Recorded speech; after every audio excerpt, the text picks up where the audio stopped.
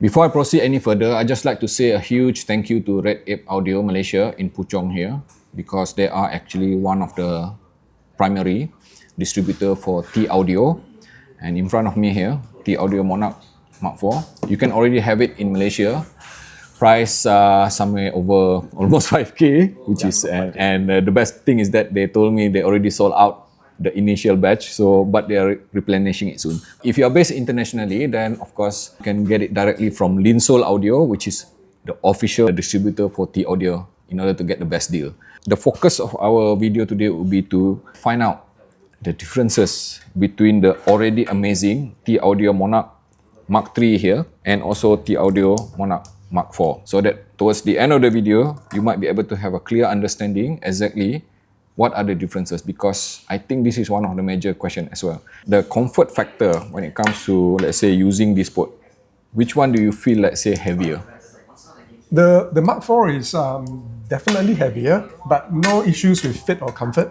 I have big ears, so it doesn't really affect me. It is heavy. I think it's of metal shells compared to the resin shell for the MK3, but it fits fine. It doesn't fall off or anything. I don't have any. I don't need to adjust it in any way. Yeah. So basically, just to get a bit of details, if you look closely, putting them side by side, I would even say that the extra money that you're paying over the price of MK3 is because of the build itself. You see, obviously, like he mentioned, the shell right now is constructed of a CNC machine aluminum instead of resin of this MK3, and of course, it seems to be slightly bigger as well because it is metal, and the weight. Okay, this MK3 here, I put it on my scale just now. It weighs at around 6.2 gram, which is pretty much very normal for resin-based IEM multiple driver, and this one is literally 1.5 or even 1.2 gram heavier.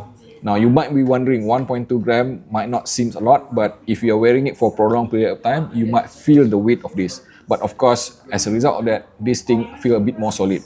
Being a resin, the MK3 actually seals better as compared to the metal shell of this MK4, which also means that there's a likeliness that you will not need to crank the volume higher with MK3 because it seals better. But this MK4, you probably need to crank the volume at least by 3 steps or even 4 steps because of the seal factor. So just remember that. Other than that, of course, like I mentioned, it is definitely an upgrade when it comes to build and feature. It comes now with this chunkier cable, which is also so very beautiful, befitting the title Flagship. I just really love it. It is matte in color. And I think perhaps the biggest difference between MK2 and MK3 is the switch here, which we will talk a bit more later. Now, let's talk about driving it properly. With the impedance rating of just 9 ohm, sensitivity at 100, and a hybrid on top of it, with so many drivers with crossover.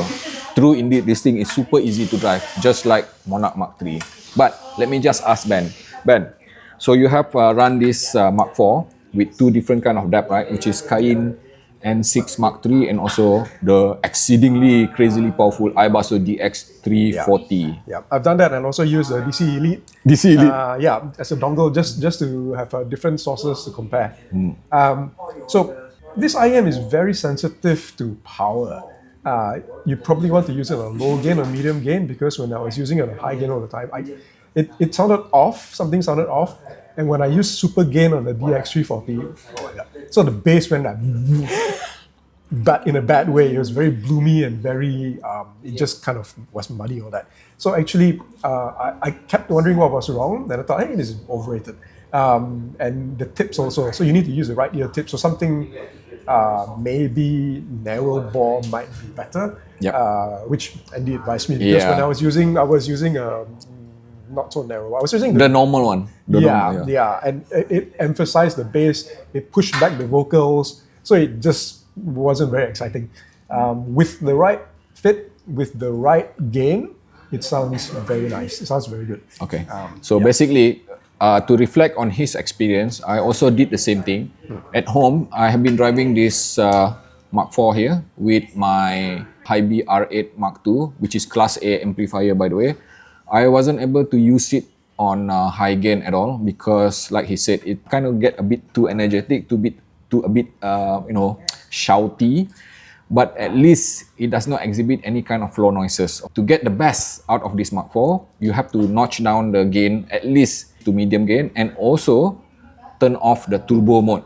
So meaning that in order to run this properly, I have to turn off turbo mode, I have to switch to lower gain, then I am getting something which I would consider as properly driven. Okay, don't overkill it. This thing is super sensitive, which also means that you can practically attach it to anything, any kind of device, and you can expect 100% performance from it. It is not so demanding with resource, which is a very good thing.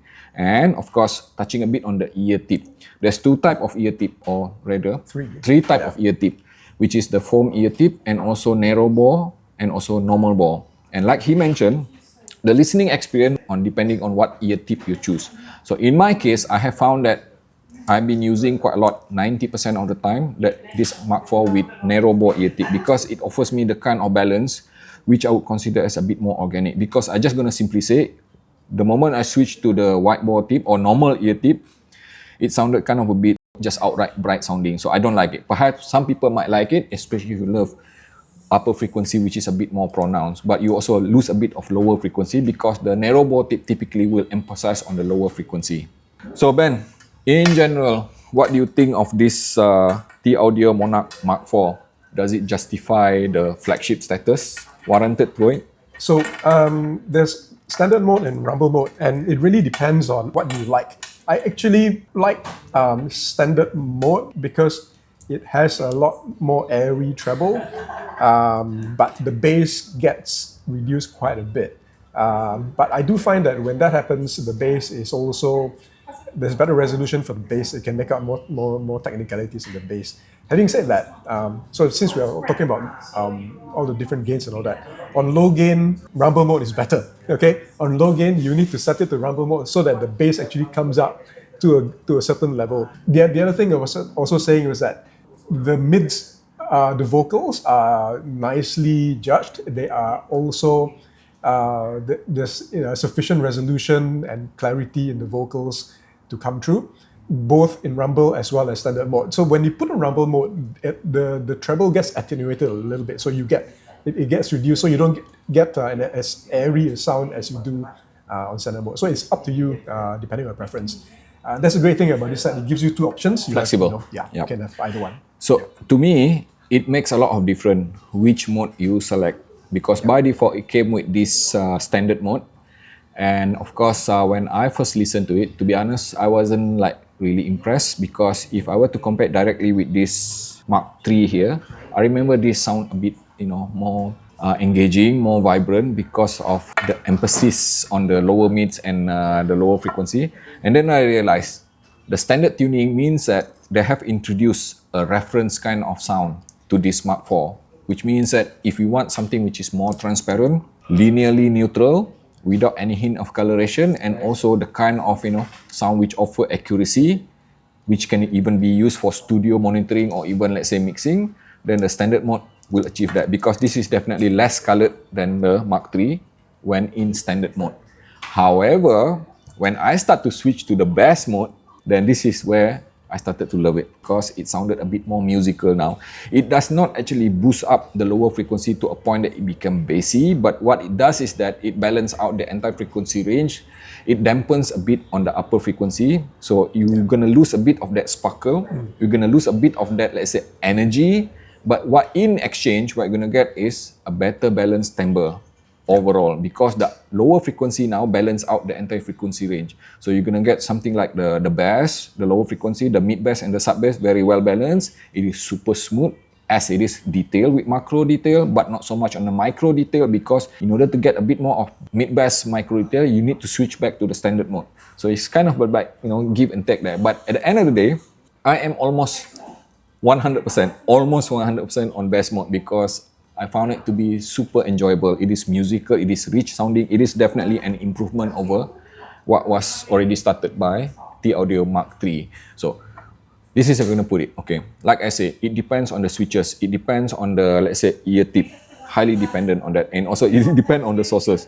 Don't overkill this with sources. And in exchange, once you strike that balance, being super versatile, I think this is an IEM which is super easy to like. It has that kind of resolution, imaging, details, which is definitely per expected from Flagship. We don't have any issue with that, right? Nope. And in fact, if I were to reflect on comparison with Mark III, how would you describe it? It's like a more refined version of the Mark III. If you look at the graphs, it shows that it is higher bass, but I suppose it depends on, again, on the gain mode. But I do find that the bass has better texture for the Mark IV. The treble is a bit more refined. So Mark III can get a bit, I wouldn't call it maybe spicy, but I do find that to be the Mark III, but I find the Mark IV, it is still almost there, but they've toned it down slightly, a bit more acceptable for me. Okay. Yeah. So for me, after switching between those two here, it is definitive for me that the Mark IV does offer improvement or refinement. The right word for it is refinement, because we have to remember Thieaudio Mark III is already an impressive IEM, okay? Impressive IEM. It is the kind of IEM which I, can listen whole day to. Until you start listening to Mark IV, then yes, there are some improvement. Because one thing for sure, they share similar kind of sound tuning in general, but of course, the improvement are more on the technical side.